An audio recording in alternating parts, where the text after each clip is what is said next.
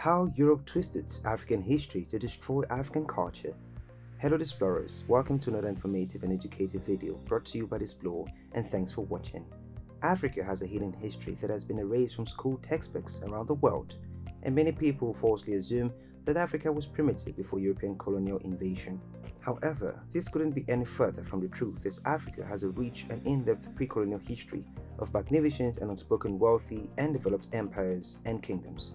Some European historians and scholars claim that Africa had no history, and therefore the Africans were a people without history. They propagated the image of Africa as a dark continent, and to add to their claims was racial supremacy, placing the white-skinned colored man above all other races. It was argued at the time Africa had no history because history begins with writing and thus with the arrival of the Europeans. Well, does that fact hold? Or is it just another false story made by Europeans to destroy African cultures and dehumanize the continent? In order to know how Europe twisted African history, we will have to find out why and then how they did it. If you're new here, welcome. Make sure to hit the subscribe button and turn on notifications as we unravel how Europe twisted history to destroy African cultures. Why the attempt and how it was realized. In the 12th century, the Mali Empire was larger than Western Europe and regarded as one of the wealthiest states in the world. While Africa was thriving in wealth, prosperity and education, Europe couldn't say the same, so they sought out ways to penetrate Africa, not just to explore the land, but to introduce and impose their way of life on the natives, slave trade and colonization on the continent. Some reasons why Europeans twisted African history was to justify slavery and colonization through history that glorifies the white race as the only race with the ability to bring civilization to the world.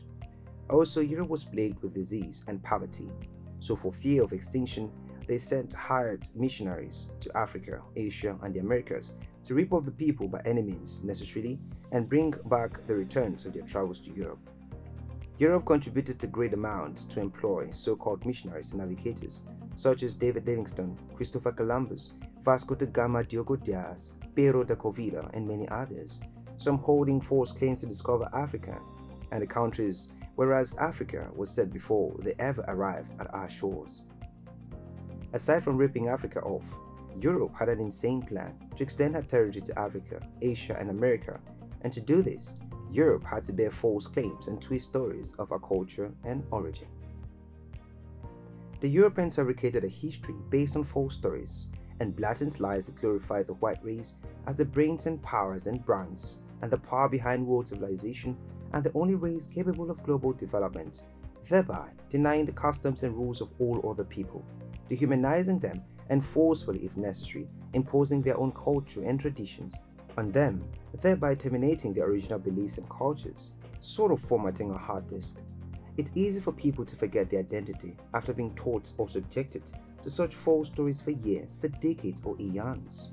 Another major factor the Europeans used to twist the culture of Africa was racial superiority, which were institutionalized and reinforced by people like George William Friedrich Hegel, one of the most celebrated Eurocentric philosophers, who described Africans as people who are underdeveloped, unhistorical, still involved in the conditions of man-nature, devoid of morality, religion, politics, and education. People like Hegel helped to justify Europe's enslavement and colonization of Africa because Europe's territorial ambitions needed deliberate policy to colonize minds by falsifying history. Another way Europe twisted history was to put up the lie that ancient Egypt was not the cradle of civilization, but Greece. However, the civilization of ancient Greece would not have been possible without the civilization of ancient Egypt, reasons being many aspects of their civilization was copied from ancient Egypt, even within current academic cycles.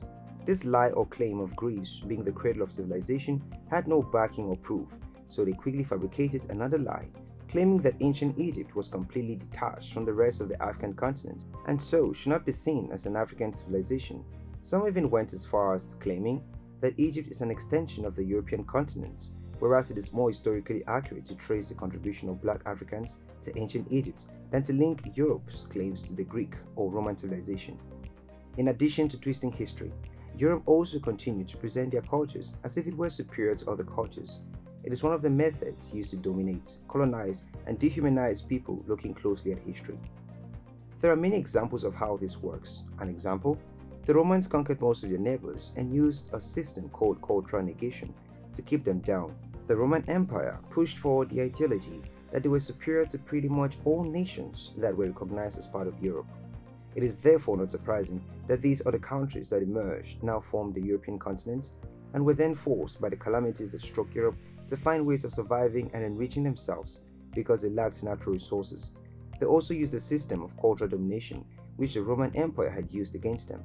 The British, French, Dutch, and all of them used variants of the same system of oppression and domination. It does not matter if the colonial policy was through direct or indirect rule, the intention was always the same. The aim was to subjugate and dominate through the colonization of the mind, for instance. The French actively did this through a process of assimilation, where the French had an underlined policy which allowed them to suffocate the cultures of the people under their rule. They implanted French political, economic, and cultural ideas. Through this process, the colonized people were thought to aspire to become like the French people in order to attain full French citizenship, and therefore full humanity in other words. They equated French citizenship to humanity. On the other hand, although the British did not call their process assimilation, their approach was not too different from what the French did. Let's look at an example from Nigeria.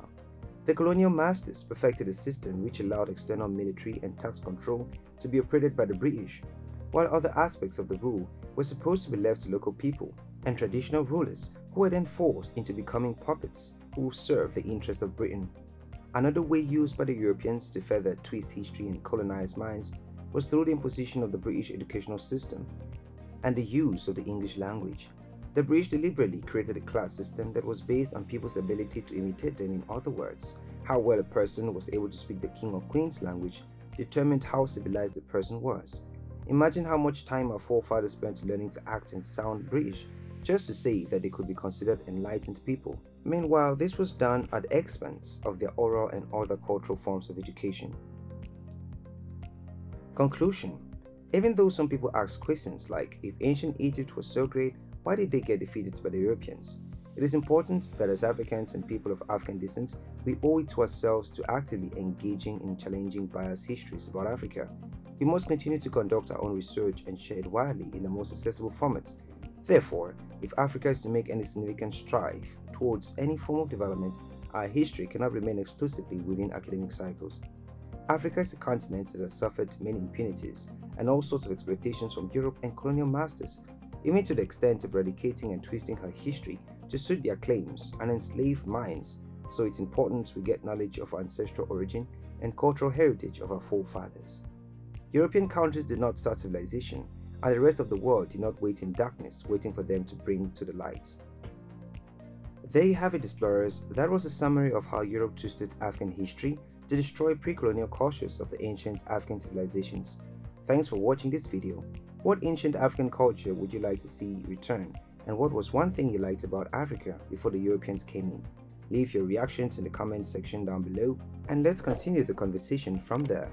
Also, be sure to subscribe, turn on notifications, and don't forget to share with your friends.